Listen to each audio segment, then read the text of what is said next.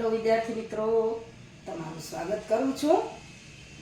હું લઉં છું ધોરણ 10 ગણિત અને એની અંદર પ્રકરણ 3 દ્વિચલ સુરેખ સમીકરણ યુગ્મ. પ્રકરણ 3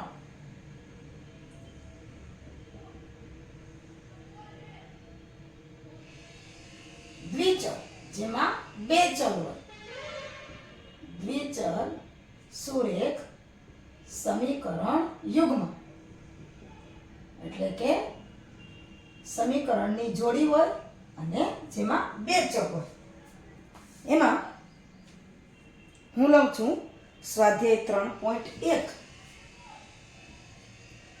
સ્વાધ્યાય 3.1 એમાં દાખલા નંબર આપણે પહોંચ્યા છીએ.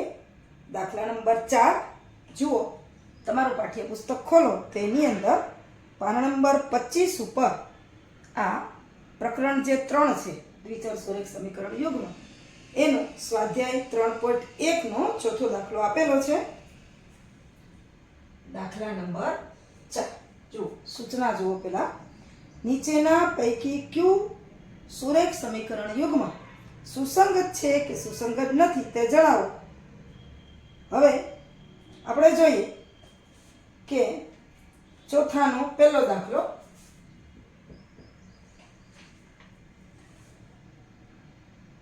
x + y = 5 અને 2x + 2y = 10. x + y = 5 અને 2x + 2y = 10. આ બે જે સમીકરણ આપ્યા છે એ સમીકરણ ઉપરથી a1 a2 b1 b2 અને c1 c2 જોઈ લઈએ અને પછી જોઈએ કે સુસંગત છે કે નહીં. જુઓ, સમીકરણ 1 છે x + y = 5, તો 5 ને આપણે આ બાજુ લઈ લઈએ તો માઈનસ થઈ જશે એટલે x + y - 5 = 0. તે જ રીતે 10 ને પણ બીજા સમીકરણમાં આ બાજુ લઈ લઈએ એટલે કે 2x + 2y - 10 = 0. હવે આપણે a1 b1 c1 અને a2 b2 c2 લઈ લઈએ. પહેલા સમીકરણ ઉપરથી a1 = 1, b1 = 1 અને c1 = -5. બીજા સમીકરણમાંથી a2 2, b2 2 અને c2 = -10. હવે આપણે જે ગુણોત્તરો છે a1/a2 b1/b2 અને c1/c2 જોઈ લઈએ તો a1/a2 બરાબર આવશે 1/2, b1/b2 બરાબર પણ આવશે 1/2 અને c1/c2 બરાબર -5/10 એટલે ઈ પણ 5 દુ 10 થશે એટલે કે c1/c2 આ ઓછા ઓછા નીકળી જાય અને 5 દુ 10 એટલે 5 × 5 અને 5 દુ 10 એટલે 1/2. હવે અહીં જુઓ, ત્રણ ગુણોત્તરો સમાન આવે છે એટલે કે a1/a2 બરાબર b1/b2 બરાબર c1/c2 છે. જુઓ, ત્રણે 1/2 આવે છે એટલે કે આ સમીકરણો છે એ સુસંગત તો છે પણ એની સાથે સાથે અવલંબી પણ છે. તો આપણે લખીએ કે આપેલ સુરેખ સમીકરણ યુગ્મ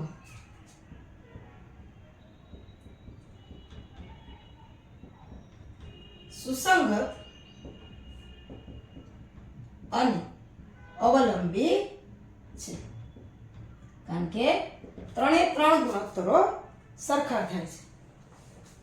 હવે આપણે જોઈએ એનો બીજો પેટા વિભાગ. x - y = 8 અને બીજું સમીકરણ આપ્યું છે 3x - 3y = 16.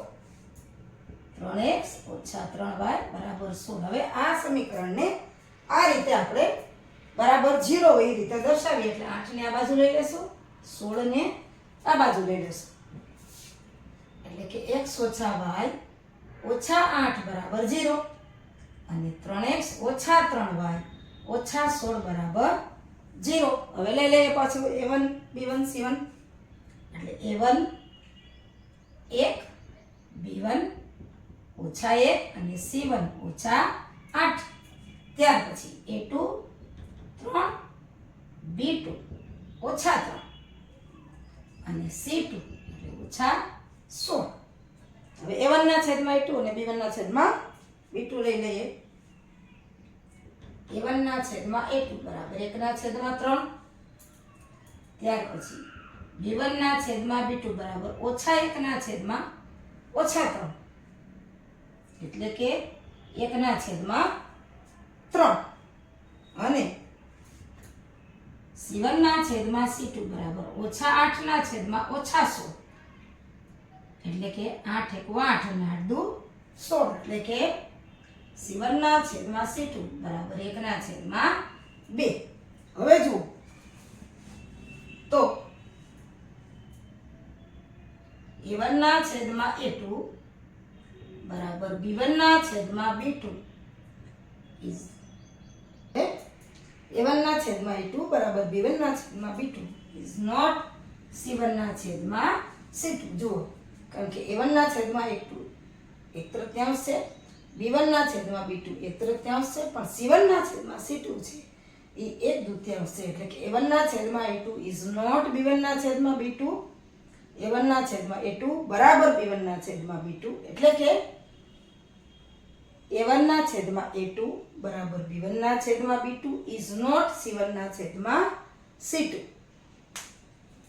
હવે આપણે જોયું કે બીજા દાખલાની અંદર a1 ના છેદમાં a2 બરાબર b1 ના છેદમાં b2 is not c1 ના છેદમાં c2. જો આમ હોય તો આપેલ સુરેખ સમીકરણ યુગ્મ છે એ સુસંગત નથી.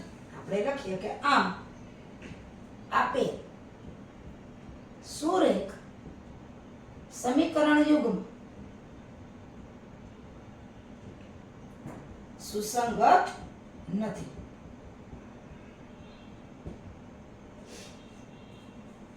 હવે આપણે લઈએ ત્રીજો દાખલો.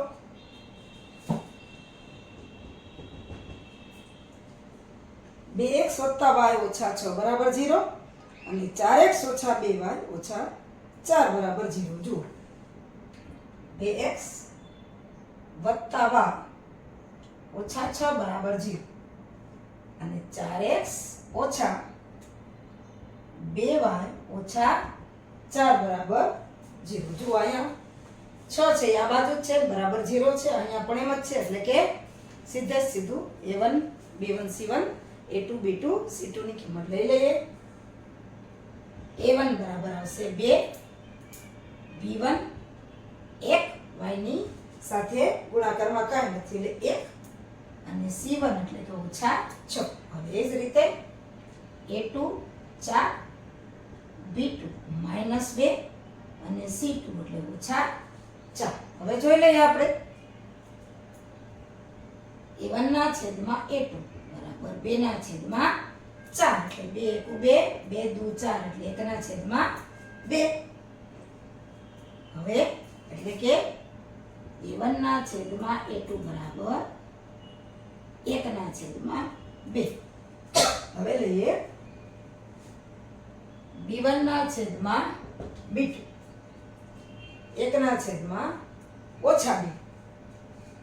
1 ના છેદમાં ઓછા 2 એટલે છેદ તો નહીં ઉડે પણ -1/2 થશે એટલે b1 ના છેદમાં b2 -1/2. હવે લઈએ c1 ના છેદમાં c2 c1 ના છેદમાં c2 ઓછા 6 ના છેદમાં ઓછા 4 ઓછા 6 ના છેદમાં ઓછા 4 એટલે કે 6 ના છેદમાં 4 બે જગ્યાએ માઈનસ છે એટલે 3 દુ 6 અને 2 દુ 4 એટલે કે c1 ના છેદમાં c2 બરાબર 3 ના છેદમાં 2. હવે જો a1 ના છેદમાં a2 1/2 b1 ના છેદમાં b2 -1/2 એટલે આના ઉપરથી જ આપણે કહી શકીએ કે a1 ના છેદમાં a2 is not b1 ના છેદમાં b2. પછી આગળ c1 c2 નું કોઈ જોવાની જરૂર નથી કારણ કે c1 ના છેદમાં c2 પણ આના બરાબર નથી. આમ આપે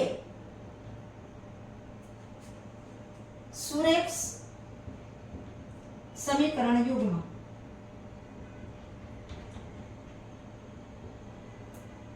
સુસંગત છે. કારણ કે a1 ના છેદમાં a2 અને b1 ના છેદમાં b2 બે બરાબર નથી, એટલે આપણને જે સુરેખ સમીકરણ યુગ્મ આપ્યું છે એ સુસંગત છે. હવે આ ચોથા દાખલાનો ચોથો પેટા વિભાગ જુઓ. 2x - 2y - 2 બરાબર 0 અને 4x - 4y - 5 બરાબર 0. 2x - 2y - 2 બરાબર 0. બીજું સમીકરણ છે 4x - 4y - 5 બરાબર 0. અહીંયા પણ સમીકરણની એક બાજુ 0 છે, એટલે સીધું જ આપણે a1 b1 c1 અને a2 b2 c2 ની કિંમત લઈ શકીએ. a1 2, b1 -2 અને c1 -2. a2 4, b2 -4 અને c2 છે -5. હવે લઈ લઈએ ગુણોત્તર.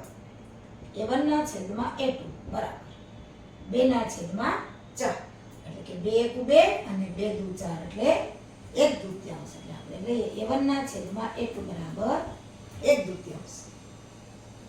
હવે લઈએ b1 ના છેદમાં b2 બરાબર -2 ના છેદમાં -4, એટલે કે 2 ના છેદમાં 4,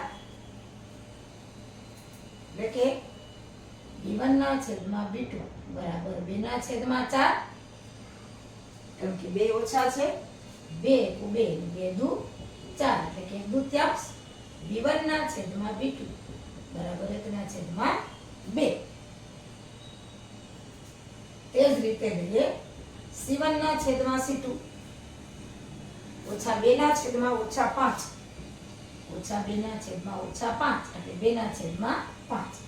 c1 ના છેદમાં c2 બરાબર 2 ના છેદમાં 5. હવે લઈ લઈએ a1 ના છેદમાં a2 1/2, b1 ના છેદમાં b2 પણ 1/2, c1 ના છેદમાં c2 2 ના છેદમાં 5, એટલે આપણે લખીએ a1 ના છેદમાં a2 બરાબર b1 ના છેદમાં b2 પણ ઇઝ નોટ c1 ના છેદમાં c2. a1 ના છેદમાં a2 બરાબર b1 ના છેદમાં b2 છે, પણ c1 ના છેદમાં c2 નથી, એટલે કે આમ આપે સુરેખ સમીકરણ યુગ્મ સુસંગત નથી. સુરેખ સમીકરણ યુગ્મ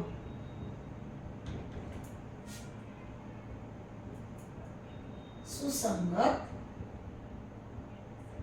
નથી. આ છે આપણો જવાબ છે.